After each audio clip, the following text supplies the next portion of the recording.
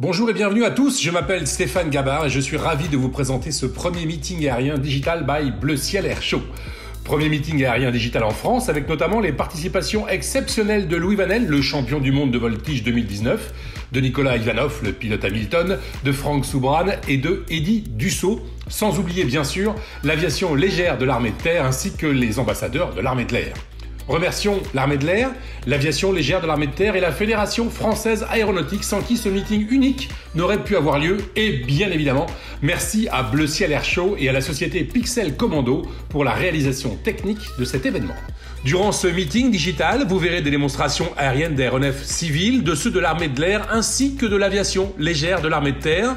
Alors pour commenter avec moi ce premier meeting aérien digital, je serai accompagné de l'immense Kevin pour la partie civile et de Marie pour la partie militaire. Bonjour à tous, bonjour Stéphane, bonjour Kevin. Je suis vraiment ravie de vous retrouver aujourd'hui pour ce meeting aérien digital.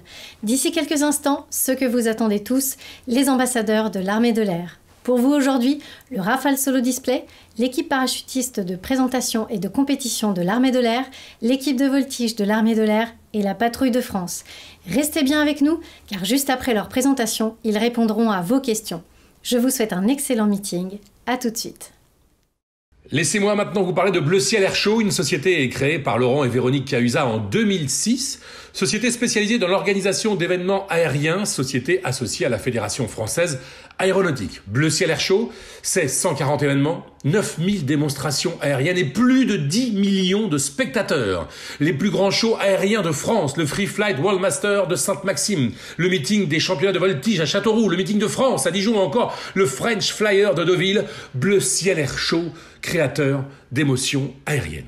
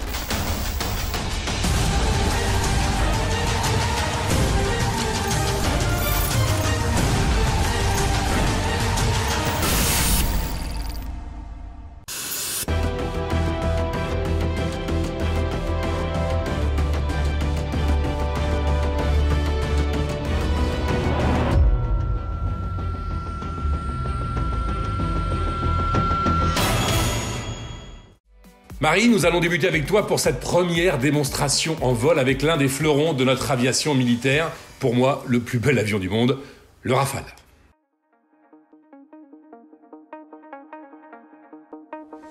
Et oui Stéphane, mesdames et messieurs, d'ici quelques instants, la technologie a rendez-vous avec le savoir-faire.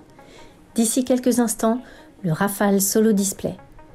Le savoir-faire, c'est celui des hommes et des femmes de l'armée de l'air qui sont formés, spécialisés et professionnels, à l'image du présentateur du Rafale. La technologie, c'est une machine polyvalente, efficace, totalement adaptée aux menaces actuelles.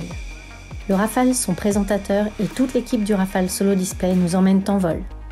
Ils nous emmènent en meeting aérien. Mais ils nous emmènent avant tout en opération extérieure.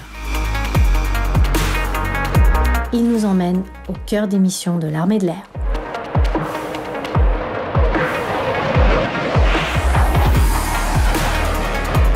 L'armée de l'air a pour mission de protéger, dissuader et intervenir. Le Rafale constitue l'un des piliers qui offre la capacité de faire face. Comme l'a rappelé Madame Florence Parly, ministre des Armées, le Rafale est l'outil par excellence de la supériorité aérienne. Pendant que vous travaillez, l'armée de l'air vous protège. Pendant que vous dormez, elle veille. Pendant vos vacances, elle assure 3 permanences. Même si vous ne la voyez pas toujours, l'armée de l'air est omniprésente.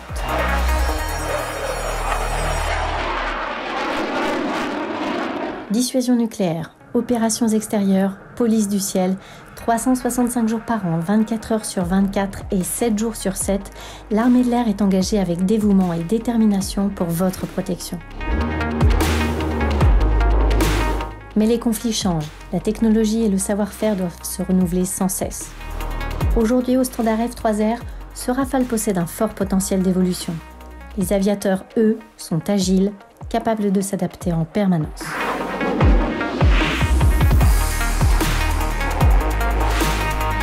Face aux menaces à l'horizon 2040, l'armée de l'air participe à une organisation en système de systèmes dans le cadre de combats collaboratifs connectés.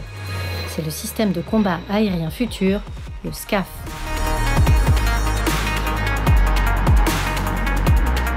Le Rafale et les aviateurs en seront des membres à part entière. L'armée de l'air est déjà connectée à demain.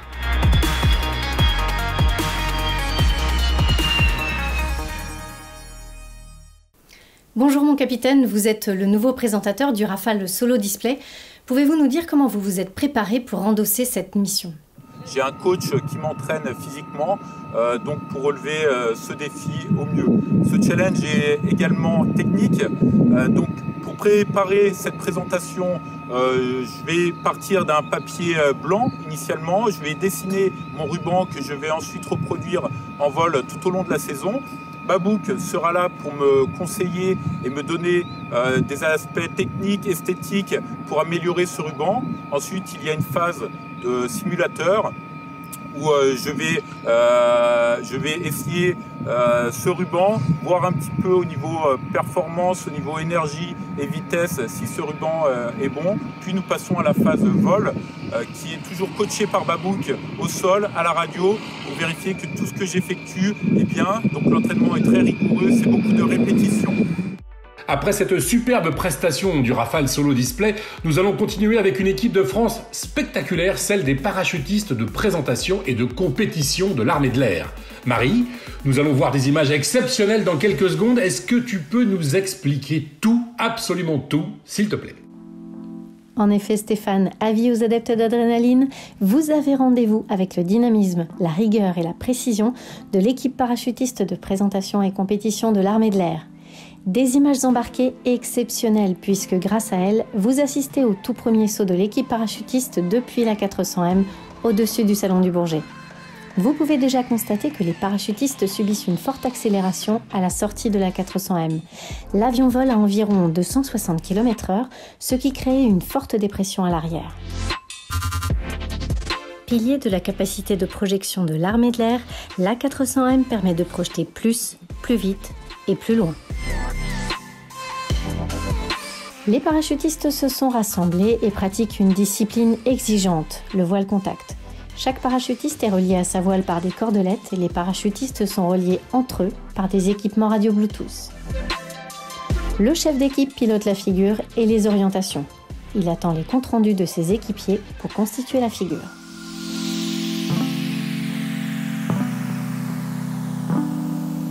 Alors tout s'est enchaîné très vite sur la vidéo, mais un saut demande bien évidemment de la préparation. J'imagine que vous connaissez la musique de la Patrouille de France. Eh bien les parachutistes ont eux aussi leur routine. Répétition, échauffement, préparation matérielle et mentale, rien n'est laissé au hasard. Ces femmes et ces hommes possèdent un savoir-faire très pointu pour effectuer leur mission. Sachez que l'armée de l'air est implantée sur 20 bases en métropole et qu'au sein de chaque base se trouve une section de parachutisme sportif. Les membres de l'armée de l'air peuvent participer à des stages et pratiquer la discipline. La figure opale que vous observez, eh bien sachez qu'elle peut faire jusqu'à 70 mètres de haut. Les parachutistes qui composent cette équipe sont issus de 11 bases et représentent 8 spécialités différentes. Parmi eux, il y a des fusiliers commandos, mais aussi des logisticiens, des mécaniciens, des pompiers. Autrement dit, ils sont fiers de représenter l'un des 50 métiers de l'armée de l'air à travers leur passion commune pour le parachutisme. À ce titre, n'hésitez pas à vous rendre sur Facebook, ambassadeur parachutiste de l'armée de l'air, pour retrouver la présentation des 18 membres de l'équipe. Ils ont minimum 500 sauts et jusqu'à 3600 sauts chacun. Certains sont également champions de France. Cette équipe nous présente aujourd'hui le volet sportif, mais il existe bien évidemment les unités de parachutisme opérationnel, l'un des modes d'insertion en opération. Le parachutisme militaire fête d'ailleurs cette année ses 85 ans. Les commandos parachutistes de l'air, vous les connaissez peut-être, le CPA 10 qui fait partie des forces spéciales, le CPA 20 et le CPA 30. Nous terminons ces images avec une autre discipline sportive, la précision d'atterrissage qui consiste à se poser sur une zone de 2 cm. Vous imaginez ?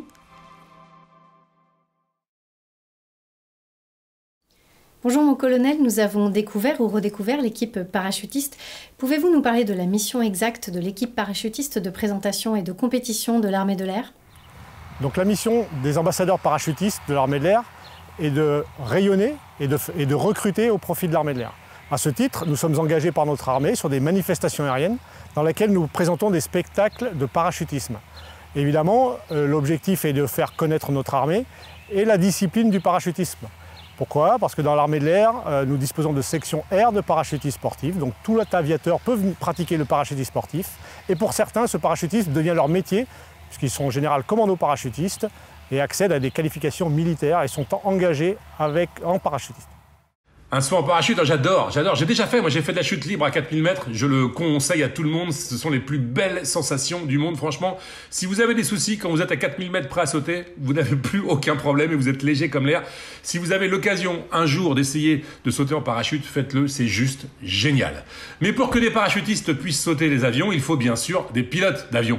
Et je reçois Jean-Luc Charon, le président de la Fédération Française Aéronautique, partenaire de ce premier meeting aérien digital by Bleu Ciel Air Show. Alors Jean-Luc, bienvenue. Il y a plus de 600 aéroclubs en France. Cela veut-il dire que l'on peut apprendre facilement à piloter un avion léger en France ? Oui, on peut apprendre à voler dans un aéroclub près de chez vous. Tous nos 600 aéroclubs sont autant d'écoles de pilotage qui vous ouvrent les bras pour que vous appreniez à piloter. Et c'est géographiquement accessible parce qu'il y a un aéroclub près de chez vous, c'est financièrement accessible, vous pouvez étaler ça sur plusieurs mois et c'est une activité de passionné, et c'est intellectuellement accessible, il n'y a pas besoin d'avoir fait une classe préparatoire, il faut savoir compter et soustraire, voilà. Donc venez voler avec nous, vous comprendrez pourquoi les oiseaux chantent. Jean-Luc, les championnats de voltige aérienne et le meeting aérien de clôture à Châteauroux en 2019 ont attiré plus de 120 000 personnes, c'est juste énorme. Cela veut-il dire que l'aéronautique et les meetings aériens ont de beaux jours devant eux ?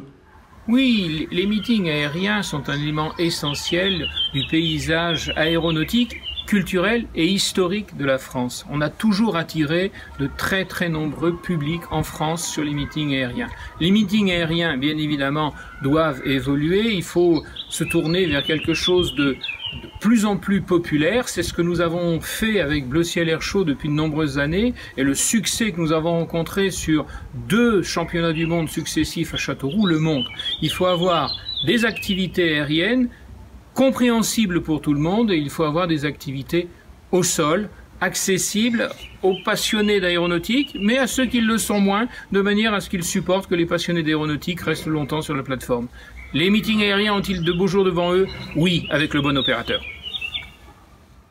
Merci Jean-Luc. Bienvenue à vous tous si vous nous rejoignez maintenant pour ce premier meeting aérien digital by Bleu Ciel Air Show avec l'armée de l'air et la Fédération Française Aéronautique. On va continuer maintenant le show et désormais avec une patrouille de 2 avions civils. Ce sont The Acrobats.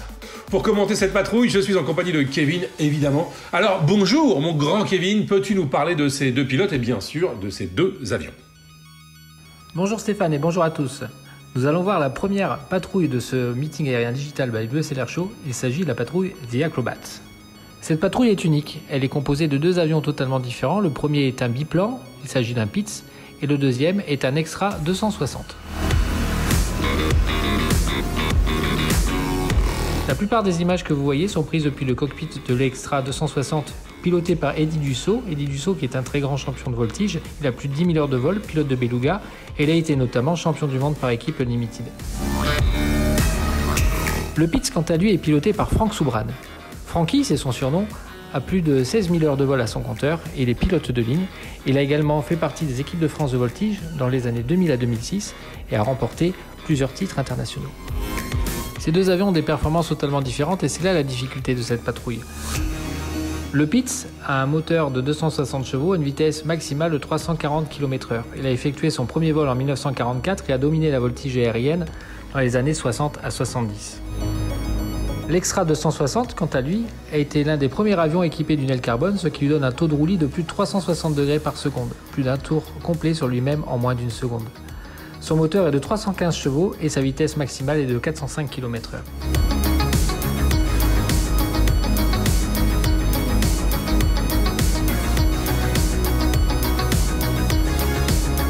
Voilà Stéphane pour cette première patrouille, c'était la patrouille The Acrobats, c'est à toi. Merci mon Kevin, on va rester avec toi, parce que là on va découvrir maintenant le tigre de l'aviation légère de l'armée de terre. Kevin, il faut que tu nous expliques un petit peu d'abord ce qu'est la LAT, l'aviation légère de l'armée de terre, et puis ensuite présente-nous ce tigre qui est absolument magnifique. Stéphane, cet hélicoptère est l'un des meilleurs, si ce n'est le meilleur de sa génération. Le Tigre est un hélicoptère d'attaque franco-allemand qui a été développé et construit par Airbus Hélicoptère. Il a effectué son premier vol en 2005.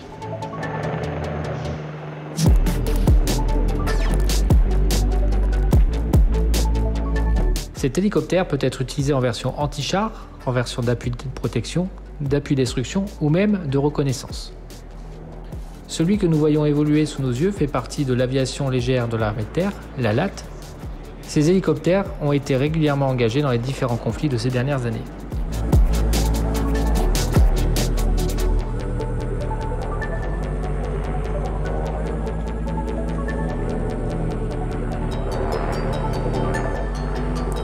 La LAT possède plus d'une soixantaine d'hélicoptères Tigre en version HAD, c'est-à-dire en version d'appui destruction. La plupart de ces hélicoptères Tigre sont basés à Phalsbourg et à Pau, respectivement dans le 1er et le 5e RHC, RHC qui veut dire Régiment d'hélicoptères de combat.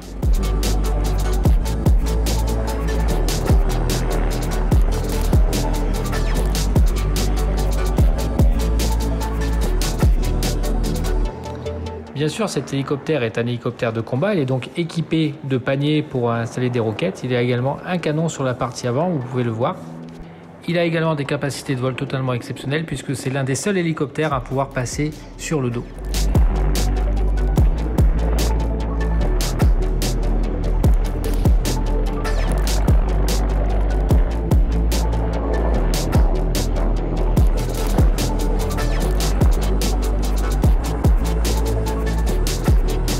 Cet hélicoptère se pose désormais et va rejoindre son parking.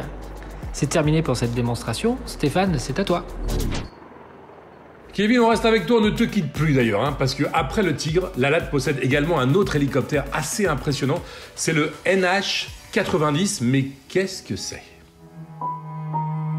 Après l'hélicoptère Tigre, voici maintenant le NH90, dit Caïman, de l'aviation légère de l'armée de terre. Le NH90 est produit par NH Industries, qui est une co-entreprise européenne qui comprend Airbus Hélicoptère, AgustaWestland ainsi que Fokker Technologies. Le Caïman a effectué son premier vol en décembre 1995. Actuellement, il y en a plus de 400 en service dans le monde. L'aviation légère de l'armée de terre a reçu son premier Caïman en décembre 2011. Cet hélicoptère est doté de 2 turbomoteurs d'une puissance de 2300 chevaux chacun. Sa masse maximale au décollage dépasse aisément les 10 tonnes et sa vitesse maximale est de 300 km/h.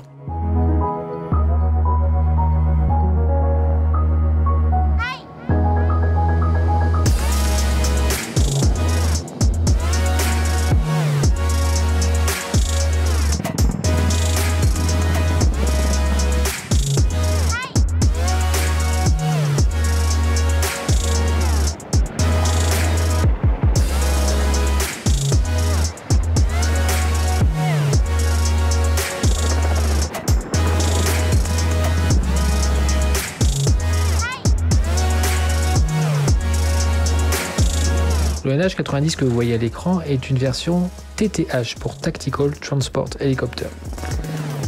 Cette version est destinée essentiellement au transport de troupes. Il peut accueillir jusqu'à 20 soldats. Cet hélicoptère peut être utilisé pour des missions supplémentaires telles que le largage de parachutistes, le transport de VIP ou également le transport de groupes d'opérations spéciales. Le NH90, tout comme le Tigre, sont engagés sur l'opération Barkhane depuis août 2014.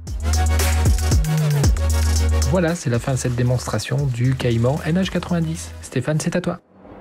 Merci à nos amis de la LATS pour cette magnifique présentation. Maintenant, Kevin, nous allons voir une présentation d'un des meilleurs pilotes de voltige du monde dans son superbe extra aux couleurs d'Hamilton. Je veux bien évidemment parler de Nicolas Ivanov. Et oui Stéphane, Nicolas Ivanov à bord d'une Formule 1 des airs tout simplement, l'Extra 330 LX que l'on voit ici au décollage. L'Extra 330 est l'avion le plus répandu actuellement dans les compétitions de voltige internationales. Celui de Nicolas Ivanov est une version biplace, le 330 LX. Il existe également une version monoplace, le 330 SC, que vous verrez dans quelques minutes lors de les démonstrations de l'équipe de voltige de l'armée de l'air. On peut voir sur la partie arrière des ailes ce qu'on appelle les ailerons. Ce sont des surfaces mobiles qui vont permettre à l'avion de tourner. Si le pilote souhaite tourner à gauche, il va mettre le manche de son avion vers la gauche et l'aileron gauche va se lever et l'aileron droit se baisser. De cette manière, la portance sur l'aile gauche sera moins importante que sur l'aile droite et cela va tout simplement créer le virage. Comme vous pouvez le constater, la surface des ailerons est beaucoup plus grande que sur d'autres types d'avions. Cela va donner une agilité extrême sur l'axe de roulis avec des taux de plus de 400 degrés par seconde. Nicolas Ivanov, on ne le présente plus dans le milieu de la voltige. Il a commencé dans les années 1990 et déjà en 1997, il était membre de l'équipe de France de voltige. Plus récemment, il a participé à de nombreuses courses de la mythique Red Bull Air Race. Apprécions la fin de cette démonstration en musique et vous allez voir, ça tourne vite, très vite, c'est vraiment impressionnant.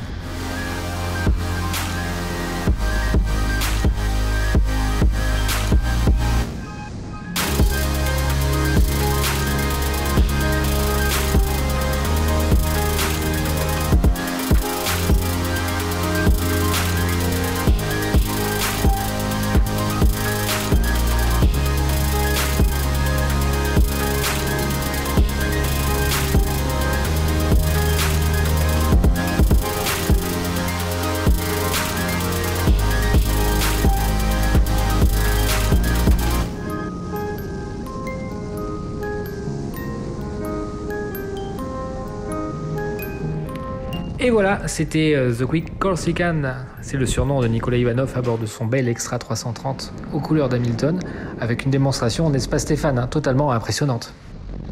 Ah, c'est vraiment très impressionnant, hein, Kevin. On vient de voir la Formule 1 des airs avec Nico Ivanov et son bel avion Hamilton, mais le pilote suivant aussi est un grand champion. Présente-le nous, Kevin. Stéphane, on va parler là de Monsieur Louis Vanel, le champion du monde en titre de voltige aérienne. À bord de son bel Extra 330 SC aux couleurs Black Wolf, on va voir Louis en train de se préparer psychologiquement, physiquement pour sa démonstration en vol. Là, il est en train de faire ce qu'on appelle la musique. Il répète tout simplement les figures qu'il va devoir présenter devant le jury. Louis, c'est tout simplement un extraterrestre. En 2019 à Châteauroux, c'était le plus jeune pilote engagé sur les championnats du monde. Et tenez-vous bien, il a réussi à détrôner les plus grands champions internationaux. Louis a débuté l'aviation assez jeune. Il a passé déjà le brevet d'initiation aéronautique au sein de son établissement scolaire. Le BIA, comme on l'appelle, est un diplôme décerné par l'Éducation nationale après avoir suivi un cursus théorique que tout le monde peut passer au sein des établissements scolaires de l'Éducation nationale. Lorsque l'on fait de la voltige aérienne, il faut être dans une condition physique exceptionnelle. Effectivement, les différentes figures que l'on fait font que le corps humain va encaisser ce qu'on appelle des G, des accélérations. Et vous allez voir ici que les accélérations provoquent sur le visage de Louis une déformation qui est due justement à cette force.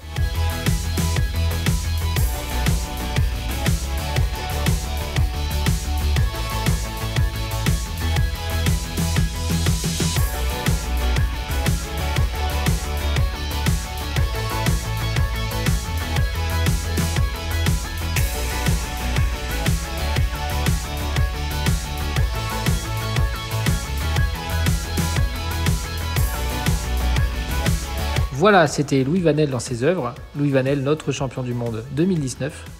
À toi Stéphane. Après ces Formule 1 des airs, nous allons découvrir maintenant une présentation magique, celle d'un planeur sans bruit. Ces appareils sont capables de faire de la haute voltige. Une démonstration, c'est toujours un vrai moment de grâce. Regardez, écoutez, rêvez. Ah oui Stéphane, c'est toujours un très grand moment que de vivre la démonstration voltige d'un planeur. Ici, nous allons voir le planeur Pilatus B4 piloté par Denis Hartmann. Comme on peut le voir à l'écran, ce planeur est en train d'être remorqué par un avion léger. Il va monter aux alentours de 1200 mètres d'altitude. Le vol remorqué dure à peu près une dizaine de minutes pour monter à cette altitude de 1200 mètres et regardez, top largage. Il va pouvoir maintenant débuter ses figures de voltige qui vont être réalisées dans l'intégralité du domaine de vol du planeur. Ce planeur a des performances extraordinaires. Il peut subir des facteurs de charge de plus 7G jusqu'à moins 5G. Il a une finesse de 35. 35, ça veut dire que s'il perd 1 km d'altitude, il peut planer sur une distance horizontale de 35 km. Denis Hartmann est un passionné d'aéronautique. Avec plus de 3000 heures de vol de planeur à son actif, il a participé également à de nombreux championnats internationaux. Apprécions en musique la fin de cette démonstration magnifique de ce planeur Pilatus B4.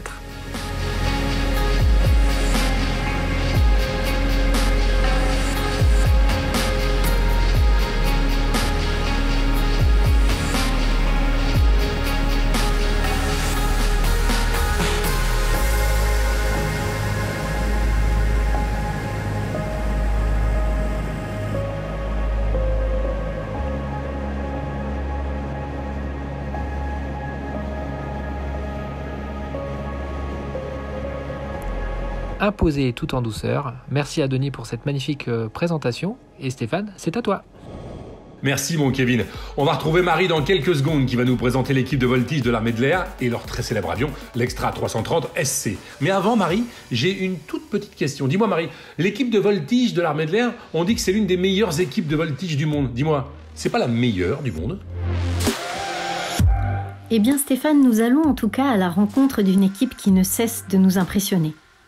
Nous nous retrouvons cette fois-ci sur l'un des sites mythiques de l'armée de l'air, la fameuse base 701 de Salon de Provence.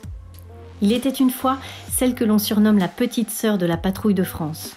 Une cadette qui ne démérite pas, l'équipe est quadruple championne du monde. Mesdames et messieurs, l'équipe de voltige de l'armée de l'air.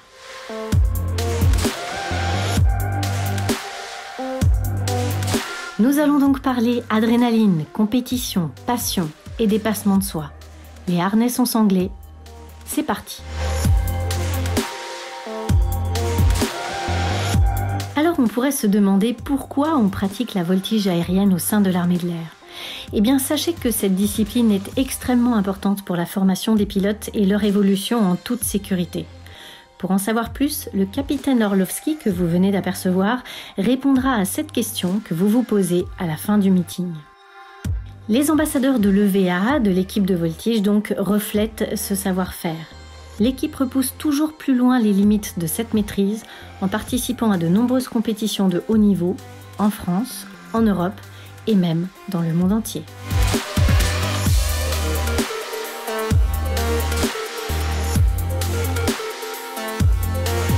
Comme toute discipline aéronautique, le travail de la voltige aérienne commence au sol.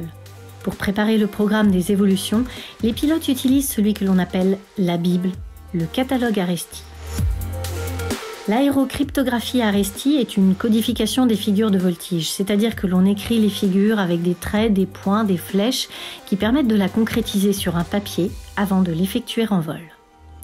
Le catalogue ARESTI répertorie donc toutes les figures de voltige aérienne conventionnelles existantes.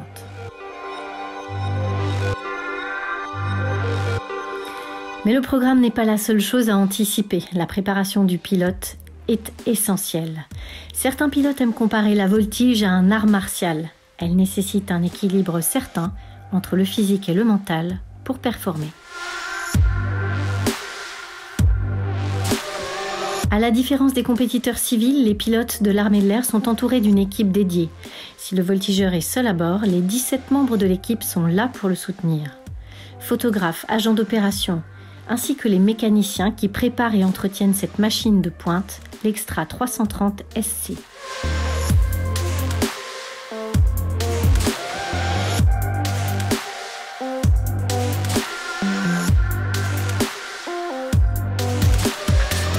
Moteur Lycoming de 330 chevaux, aile en carbone, l'avion de voltige dispose entre autres d'une caractéristique spécifique.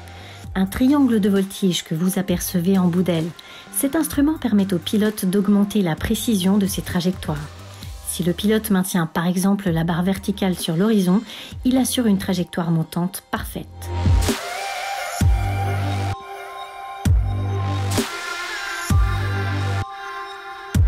Les pilotes de l'équipe de voltige de l'armée de l'air s'entraînent donc au cours de toute la période hivernale, mais également en participant à des stages organisés par la Fédération française aéronautique. Ils ont tous des parcours différents, mais une volonté commune. Travail, rigueur, précision et agilité leur permettent d'atteindre un niveau de maîtrise technique reconnu.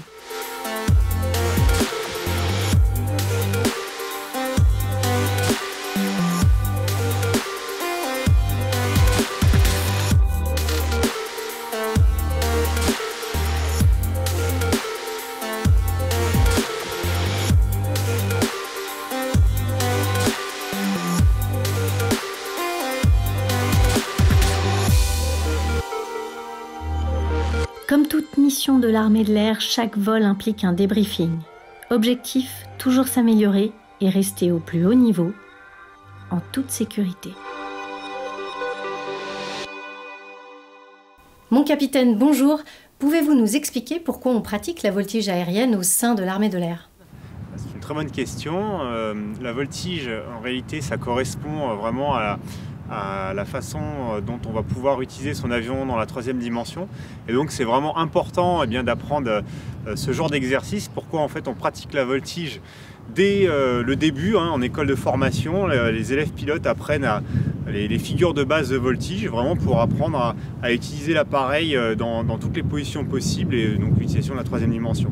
Après, ici à l'équipe de voltige, nous on le pousse à, on va dire, une dimension un peu plus sportive et artistique, parce que de par notre mission, on participe au rayonnement de l'armée de l'air, donc que ce soit en meeting aérien, en faisant des démonstrations de freestyle, mais également dans les compétitions, parce que la voltige aérienne est aussi un sport. Merci et bravo capitaine Orlovski, et bravo à l'EVA. L'armée de l'air, c'est aussi l'entraide grâce à la FOSA, la Fondation des œuvres sociales de l'air. Bonjour, je suis le général Michel Fritsch, directeur des meetings pour la Fondation des œuvres sociales de l'air. La FOSA, c'est plus de 80 ans d'entraide pour le personnel et les familles de l'armée de l'air, de la direction de l'aviation civile et de Météo France. La Fondation ne vit que grâce aux dons et aux ressources dégagées lors des meetings de l'air. Or, l'annulation du meeting, qui était prévu sur la base aérienne de Cognac cette année, nous prive de ressources importantes. Alors, merci à Bleu Ciel Air Chaud et à l'armée de l'air pour l'organisation de ce meeting virtuel. Et vous aussi, soyez solidaires, faites un don à la FOSA. Merci à tous. En attendant de vous revoir bientôt sur des meetings, faites attention à vous et à vos proches. La FOSA, c'est une fondation qui a été créée presque au même moment que l'armée de l'air, puisqu'elle a été créée 2 ans après l'armée de l'air. Alors la Fondation des œuvres sociales de l'air, comme son nom l'indique, est une fondation, c'est-à-dire qu'elle ne comporte aucun associé et qu'elle vit de dons et de legs de la part des gens qui veulent participer à notre effort. La FOSA est là pour aider les aviateurs et leurs familles en cas de problème d'un aviateur dans une mission, un exercice ou même dans la vie civile. On est tous concernés par différents événements dans la vie. Les personnes que nous soutenons appartiennent à l'armée de l'air, à la DGAC et à Météo France. Nous soutenons les familles des ayants droit également, c'est-à-dire les conjoints et les enfants. À ce titre, nous aidons de façon continue 370 orphelins. Je vole solidaire. Avec la patrouille de France, nous volons solidaire. Rendez-vous sur www.fosa.fr si vous aussi vous souhaitez être solidaire. Merci à l'armée de l'air, à l'aviation légère de l'armée de terre ainsi qu'à la Fédération française aéronautique pour leur participation à ce premier meeting aérien digital by Bleu Ciel Air Chaud. Mesdames et messieurs, dans quelques secondes, vous allez découvrir la plus belle patrouille du monde, notre patrouille à nous, et on est fiers qu'elle soit française, la patrouille de France. Mais je crois que son leader va nous dire quelques mots pour vous. Juste avant cette présentation, attention, tendez l'oreille, on écoute. Bonjour à tous. En cette période particulière, nous avons dû annuler notre première partie de saison. Néanmoins, au sortir des mesures de confinement, ici à Salon, nous avons repris notre entraînement de la série 2020, qu'on espère vous présenter sous peu. Alors pour les plus impatients, nous sommes très heureux de participer à ce meeting aérien virtuel organisé par le Bleu Ciel Air Chaud. Merci Laurent, merci Véronique pour votre engagement là-dedans. Alors c'est sûr qu'il vous manquera l'odeur de kérosène, mais on espère que les séquences qui vont suivre vont vous plaire. En tout cas, nous avons fait le meilleur de nous-mêmes pour vous donner les plus belles images de la patrouille. Pour les plus curieux, rendez-vous sur le site devenir-aviateur.fr pour en savoir un peu plus sur les carrières possibles dans l'armée de l'air. Amis passionnés, merci pour votre soutien et prenez soin de vous. Agilité. À tous, j'ai de 5, top. Transmission. J'ai 2,5 toujours, en canard, top. Rigueur. J'augmente l'inclinaison. Cadence, cadence bien, cadence encore, cadence mieux, cadence mieux. Sens du service.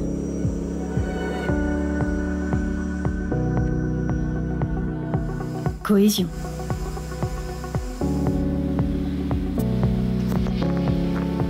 Passion.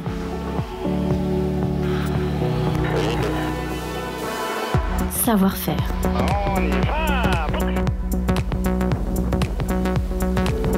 La patrouille de France est l'un des emblèmes de la France et de l'armée de l'air. Si la mission vous semble paisible, ne vous y trompez pas. Les passages et les figures que vous verrez sont le résultat de centaines d'heures de préparation et d'entraînement. L'armée de l'air n'est pas une magicienne du talent. Elle est un coach vers l'excellence. Les pilotes que vous voyez ici ont tous été des enfants qui portaient un rêve. L'armée de l'air leur a donné les ailes pour le réaliser. Et cela fait 67 ans que ça dure.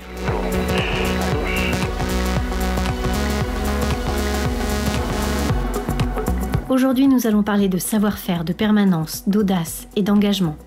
Aujourd'hui, nous vous emmenons au cœur de cette grande dame.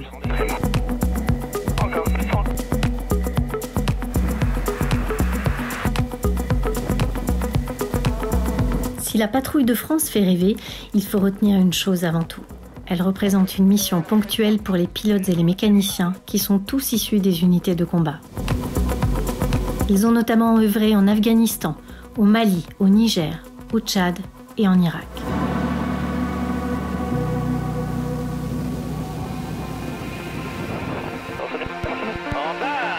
Au sein de la patrouille, tous les ans, un tiers des pilotes retournent dans les unités de combat, laissant la place à 3 nouveaux pilotes, cooptés par les anciens.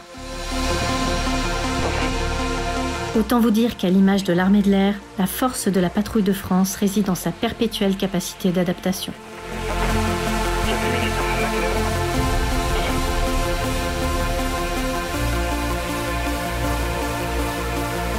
Le leader est donc à la tête d'une équipe de 8 pilotes. Vous le savez sûrement, on les appelle les Athos.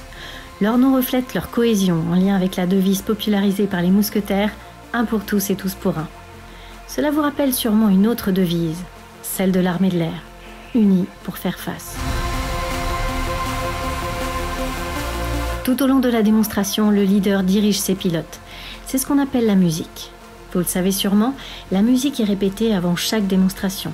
C'est un moment incontournable de concentration et de cohésion au service de la performance.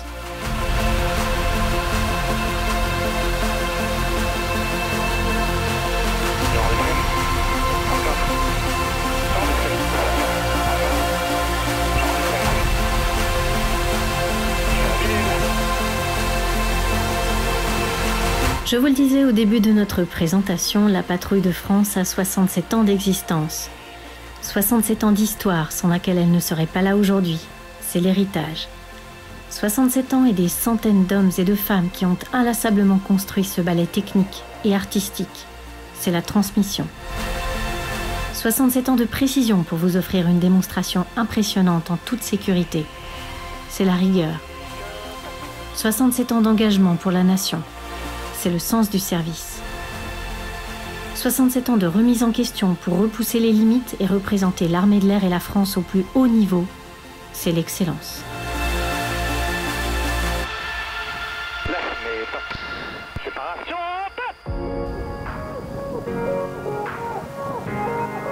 Pour rester connecté avec son temps et garantir la supériorité aérienne, l'armée de l'air s'adapte en permanence et se remet en question. L'espace devient de nos jours un enjeu majeur de sécurité nationale. L'armée de l'air s'est vu confier le commandement de l'espace. Chaque année, la patrouille de France renouvelle sa démonstration. Et cette année, sachez qu'en avant-première, une figure viendra symboliser la responsabilité et l'engagement de l'armée de l'air avec ses nouvelles perspectives spatiales.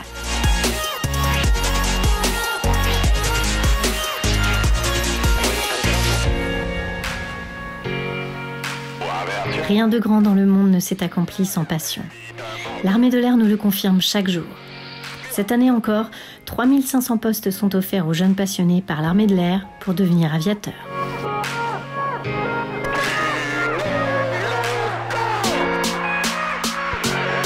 Si la patrouille de France reflète l'ensemble de nos actions, c'est un challenge continu que de se renouveler chaque année en maintenant un haut degré d'exigence. Viser l'excellence et tout mettre en œuvre pour l'atteindre. Ce challenge est relevé tous les ans par la patrouille de France. Ce challenge est relevé tous les ans par l'armée de l'air.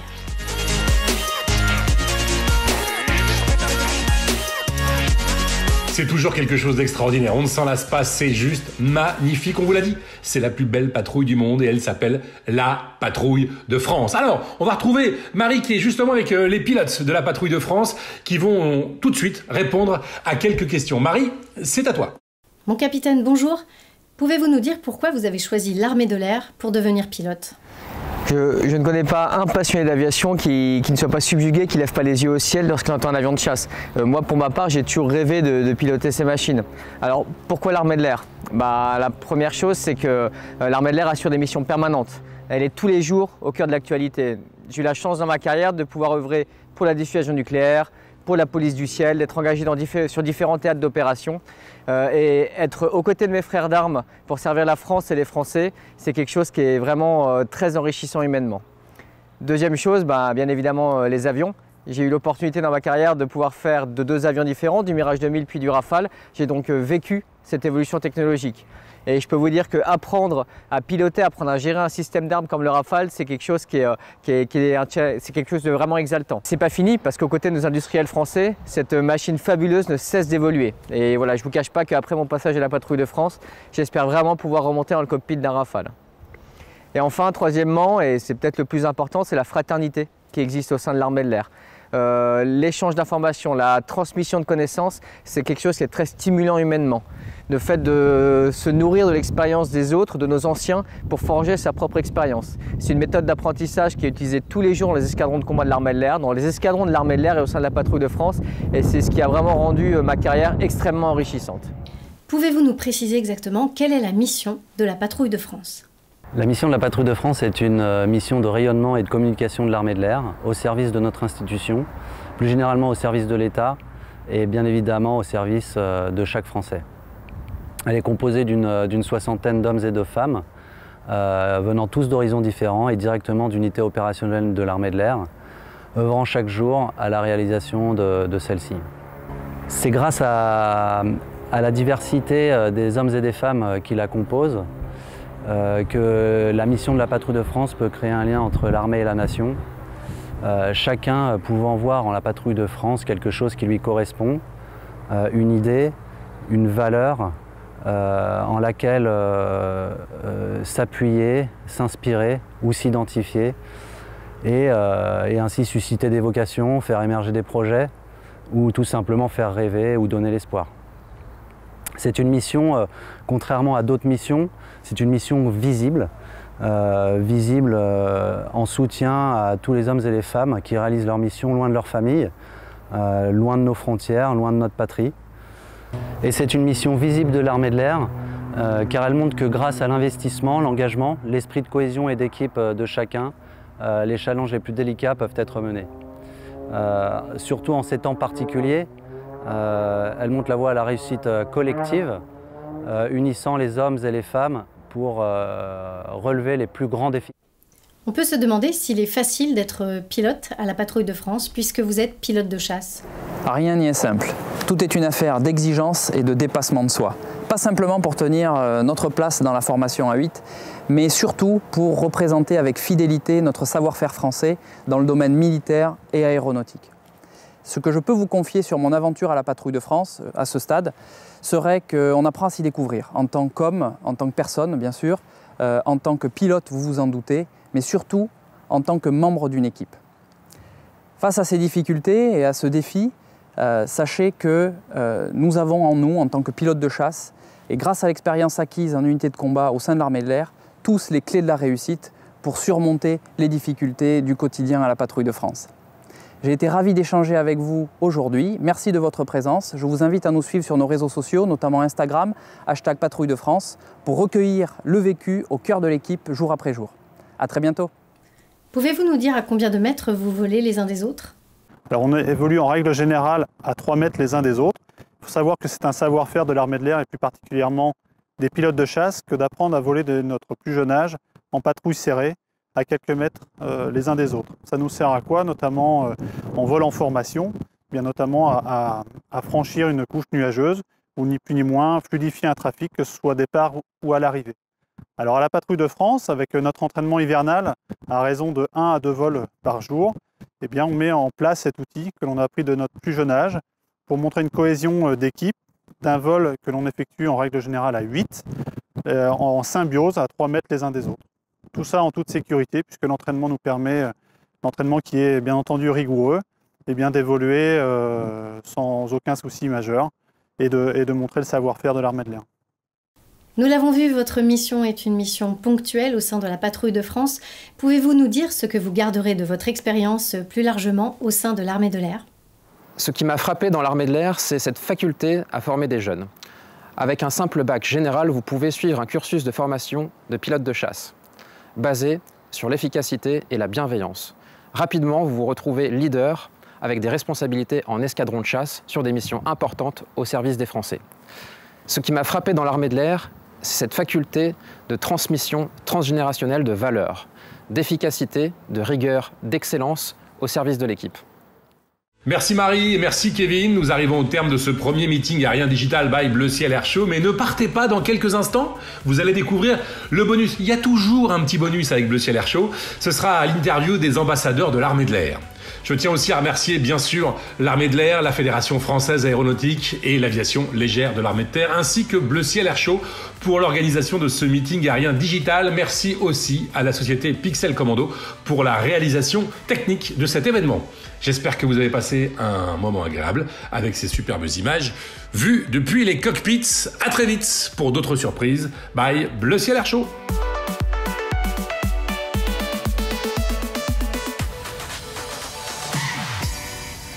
Mon capitaine, vous êtes devenu coach à votre tour du présentateur. Quels sont les aspects qui vous motivent dans votre nouveau rôle? Je pense qu'après 2 ans de présentateur, vous savez qu'on est tout seul en tant que présentateur pendant 2 ans, et après plus de 200 démos sur 2 ans, le corps est très fatigué. Donc il est temps de passer un petit peu la main, ça c'est le premier aspect. Moi, ce qui me fait plaisir particulièrement dans ce métier de coach, c'est de transmettre à Chous ma petite expérience de 2 ans, m'occuper de lui, je suis un petit peu son papa, hein, si on peut dire, pendant 2 ans, et ça me plaît vraiment. Donc ça c'est le premier aspect. Sa sécurité, c'est quelque chose, c'est vraiment la chose qui me préoccupe le plus. Donc je serai au point central, je vais m'assurer qu'il respecte ses points clés, je vais m'assurer que tout se passe bien dans la zone pendant qu'il fait sa démonstration. Je vais également être en contact avec les organisateurs et les directeurs des vols de chaque meeting, donc ça c'est quelque chose aussi qui me motive. Je vais continuer d'être en contact avec le public, ça c'est quelque chose aussi qui m'a vraiment énormément plu pendant ces 2 années, mais ça ne s'arrête pas parce que je serai toujours avec Chous, à ses côtés ou du moins derrière lui, et donc je serai toujours en contact avec le public. L'autre aspect qui me plaît énormément, c'est de diriger l'équipe technique. Vous savez que pendant 2 ans, il y a un pilote, il y a un coach, il y a aussi les mécaniciens qui sont ambassadeurs de l'armée de l'air. Ça c'est quelque chose qu'il faut rappeler. De prendre cette direction de l'équipe, d'être toujours mêlé à eux, dans cette ambiance qui est vraiment exceptionnelle au Rafale sur le display, qui est l'image hein, de l'ambiance au sein des escadrons de chasse, les pilotes, les mécanos, et, tout le personnel militaire qui grenouille autour de cette sphère aéronautique, c'est quelque chose qui me plaît véritablement. Voilà, j'espère avoir répondu à votre question. Mon capitaine, on vous appelle également Chous puisque vous étiez auparavant moniteur de ski. Quelles sont les valeurs du sport que vous pouvez retrouver au sein même de votre métier? Alors c'est vrai que le ski est l'une de mes passions également. Je suis né à la montagne, mon surnom Chous vient justement du ski, et comme tout autre sport, nous allons retrouver dans le Rafale sur le display des valeurs de performance, de dépassement de soi. Donc c'est un sport, nous considérons ça comme un sport qui demande beaucoup de préparation physique, comme je l'ai dit tout à l'heure. Il y a une petite particularité que je retrouve particulièrement ici au Rafale sur le display, que j'ai connu plus jeune au ski alpin, c'est la préparation mentale. Quand j'effectuais des courses de ski Avant chaque compétition, nous reconnaissons le tracé, donc nous passons dans le tracé de slalom au ralenti pour reconnaître tous les dénivelés, les différentes courbes, etc. Et avant chaque départ, on se remémore toute la piste pour rentrer dans cette bulle de concentration et être prêt à agir. L'équipe du Rafale Solo Display est-elle dédiée aux meetings aériens? Le Rafale Solo Display, comme vous le savez, c'est une saison qui dure de mai à octobre, durant laquelle tous les week-ends, le pilote et le coach sont employés sur les meetings aériens. L'équipe de mécaniciens est composée d'une 40aine de personnels qui se partagent ces différents meetings. Donc ils ne sont pas forcément tout le temps avec nous sur les meetings aériens. En dehors de cette période de meeting, il y a une période d'entraînement qui va de, en général, février à avril. Nous sommes, nous pilotes, toujours dédiés à l'escadron de transformation Rafale en tant qu'instructeur. Nous apprenons aux jeunes pilotes de Rafale à voler sur cet avion magnifique. Au-delà de ça, pour certains, les opérations extérieures peuvent toujours continuer. Et donc on fait notre métier de militaire en plus de notre métier d'ambassadeur. Le Rafale que vous présentez ne cesse d'évoluer avec des standards différents, reflet de la modernité de l'armée de l'air. Pouvez-vous nous présenter les évolutions à venir? Alors en effet, cette machine qui est magnifique évolue constamment. Dans l'armée de l'air, nous l'utilisons depuis plus de 15 ans maintenant et il n'a eu de cesse d'évoluer. Il évolue avec les nouveaux armements, bien sûr, qui sont mis en place sur cet avion, de nouveaux capteurs. À l'heure actuelle, nous sommes au standard F3R qui permet l'emport du nouveau missile de longue portée Météor. Nous avons de nouveaux capteurs tels que le pod Talios et plein d'avancées technologies. L'avantage, c'est que pour le pilote, nous sommes toujours à la pointe. Nous avons une machine qui est compétitive par rapport à nos concurrents. Ça, c'est pour la partie soutien à l'export. Et pour le pilote en opération, ça lui permet d'avoir une machine qui a un armement très moderne, très performant, et ça lui permet d'effectuer la mission dans les meilleures conditions avec un avion qui est toujours à la pointe. Faut-il être forcément pilote de chasse pour intégrer l'équipe de voltige? Pas nécessairement. L'équipe de voltige actuellement est composée de 6 pilotes et qui ont des cursus assez différents. Alors pour ma part, moi je suis issu effectivement du milieu de la chasse. Après ici on va retrouver des pilotes qui sont issus par exemple du transport, c'est le cas du capitaine Odon. Des pilotes qui ont fait les deux cursus, c'est-à-dire un peu de chasse et après du transport, c'est le cas par exemple du capitaine Laloué. Ou également des pilotes qui ont fait beaucoup de monitorat, qui étaient instructeurs en école. C'est le cas du capitaine Busque, des capitaines Denis ou Berneron. Et voilà, donc ça donne en fait un bon échantillon dans ce qu'on retrouve dans le métier des PN, et plus particulièrement pilotes, au sein de l'armée de l'air. Il n'y a pas forcément de prérequis.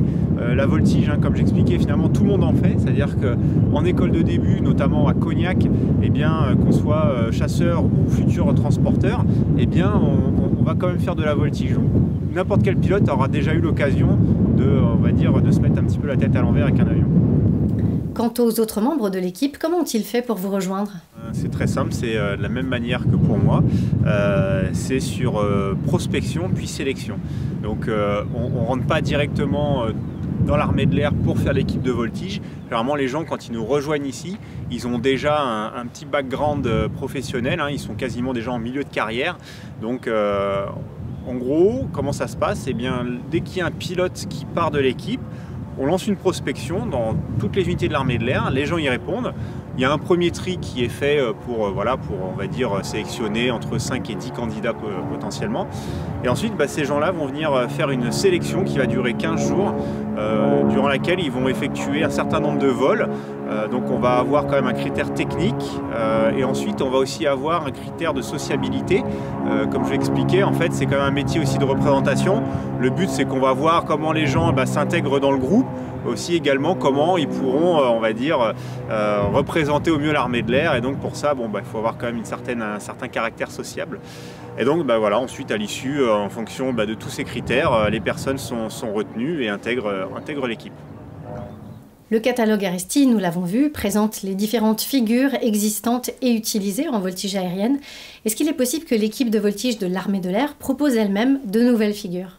Je vais dire oui et non. On a parlé donc effectivement du catalogue Aresti. Le catalogue Aresti, c'est vraiment la voltige de compétition, celle qu'on va pratiquer donc en tant que sport. Et là, en fait, on va être sur quelque chose d'assez strict, assez rigide. Finalement, on peut le comparer à un kata de karaté ou je sais pas, de dressage en équitation, peut-être du patinage artistique. Mais il va y avoir vraiment tout un tas de figures, de trajectoires qui sont codifiées. Et là, le but, c'est justement, c'est de ne pas en sortir. C'est vraiment de réaliser la figure parfaitement, que ce soit la trajectoire, la rotation, et ainsi de suite. Donc, on va avoir quand même beaucoup de combinaisons possibles, je crois qu'il y en a plus de 3000, mais là en fait c'est pas trop, on n'est pas trop sur la créativité. Après c'est un catalogue qui peut évoluer chaque année, mais bon ça c'est pas du fait de l'EVA. En revanche, en parallèle, on va avoir ce qu'on appelle le freestyle, donc ça c'est ce qu'on va plutôt retrouver en meeting, et là on va vraiment utiliser toutes les capacités de manœuvre de l'avion, et aussi éventuellement la créativité du pilote. Là on va dire la seule limite c'est le domaine de vol et bien sûr les marges de sécurité qu'on va se mettre. Et dans ce genre d'exercice, on va pouvoir vraiment essayer d'aller trouver des nouvelles figures, nouvelles trajectoires. C'est là où on va voir vraiment l'avion faire des choses un petit peu communes pour un aéronef, les ruades, quand on voit l'avion passer un peu cul par-dessus tête ou faire de la marche arrière. Donc là-dedans, c'est quand même un peu plus libre. Maintenant, est-ce qu'on invente des nouvelles figures? Même dans ce domaine, dans le freestyle, il y a quand même beaucoup de choses qui ont été défrichées depuis de nombreuses années. Maintenant, on n'est pas à l'abri de créer quelque chose, et notamment, en fait, souvent, c'est en combinant plusieurs mouvements existants, on va trouver une sortie différente. Donc là-dessus, effectivement, on peut arriver à trouver des fois des nouveaux enchaînements. Vous avez remporté de nombreuses distinctions au niveau français, européen, mais aussi à l'international. Qu'est-ce qui vous permet, selon vous, d'être aussi compétitif ? Je pense que c'est comme dans beaucoup de métiers, de sports, où dès lors qu'on vise quelque chose d'assez haut, c'est déjà, il faut être assidu dans le travail. Maintenant aussi, c'est ce que j'expliquais, c'est que quand on arrive ici à l'équipe de voltige, on a déjà un background aéronautique, on a tous fait quand même une dizaine d'années en escadron. Donc même si effectivement c'est un petit peu différent de la mission qu'on fait actuellement, on engrange l'expérience, et c'est surtout en fait c'est qu'on apprend une méthode de travail. Par exemple ici à Salon on a le CFAMI, donc c'est vraiment l'école de début pour les élèves, et même si ils volent sur Cirrus, ils vont apprendre une méthode de travail qu'ils vont pouvoir appliquer en fait. Finalement ça va être la même chose qu'on va appliquer après sur un Mirage ou un Rafale, sauf que les choses vont aller beaucoup plus vite, on va forcément augmenter un petit peu la tâche de travail, mais les bonnes habitudes qu'on prend là, on les garde après pendant toute sa carrière. Et c'est pareil, c'est-à-dire qu'après on se rend compte qu'une fois qu'on a ces habitudes, dès qu'on les applique dans un domaine un tout petit peu différent, ça marche pas mal. Donc ça permet surtout d'être curieux, de travailler, et puis ensuite d'être assez structuré sur sa manière de briefer, de débriefer les vols, et pour ça permet de progresser. Après bien sûr, il faut compter sur tout ce qu'il y a autour, la structure. Ici à Salon, on bénéficie comme d'une structure assez exceptionnelle, avec nos mécaniciens, une zone d'entraînement, donc ça permet bien sûr de pouvoir pratiquer. Bien sûr nos machines, on a des avions qui ont maintenant une dizaine d'années mais qui sont très compétitifs, les Extra 330.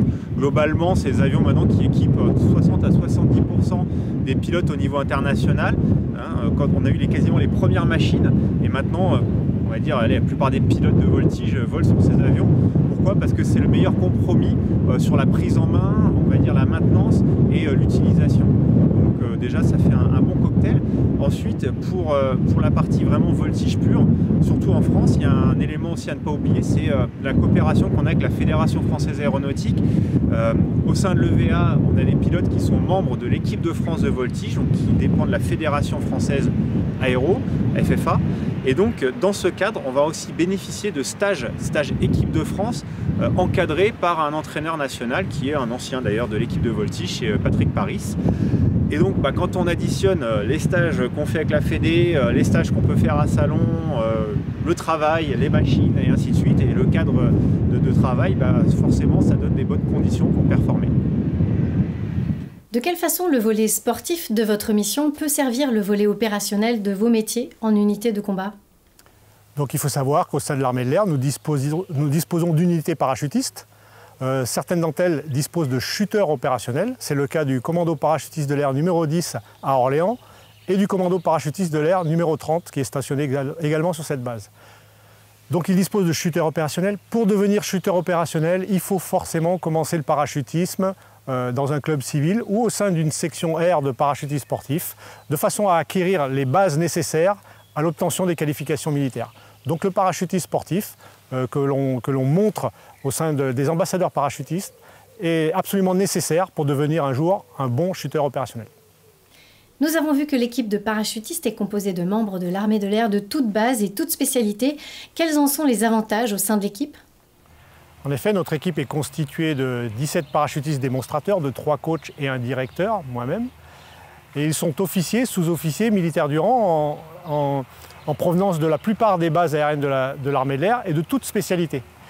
Cette diversité nous donne une grande force dans notre mission de rayonnement et de recrutement, car dans le contact avec le public, nos parachutistes démonstrateurs vont pouvoir échanger sur leur spécialité, leur passion, faire découvrir le parachutisme et leur métier et tous les métiers de l'armée de l'air. Quelle est l'étape la plus délicate en discipline de voile contact ? Eh bien déjà, je vais vous présenter ce qu'est le voile contact.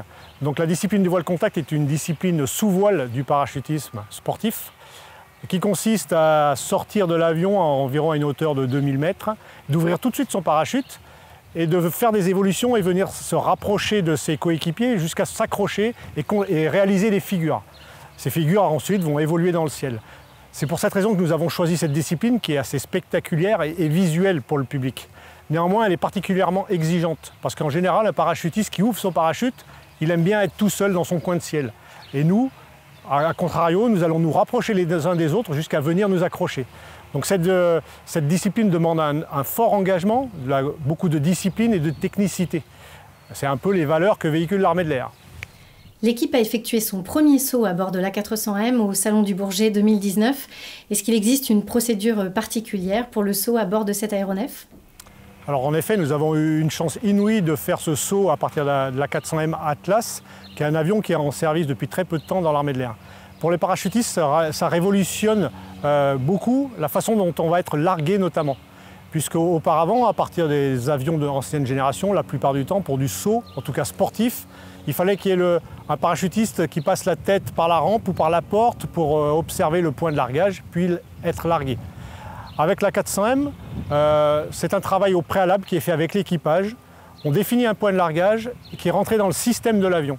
Et ensuite, en vol, à la hauteur voulue, eh bien, on va sauter à partir du moment où le système va nous donner l'autorisation de saut.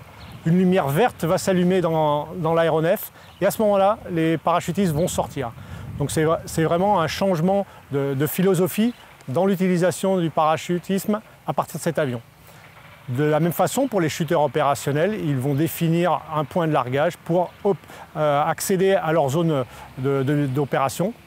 Et le vert impératif va leur être donné. Ils vont sortir en pleine nuit jusqu'à 4000 mètres pour réaliser leur mission. Donc en totale confiance avec le système et l'équipage. Cet avion, nous commençons à l'utiliser assez régulièrement pour les sauts des chuteurs opérationnels sur la base aérienne d'Orléans.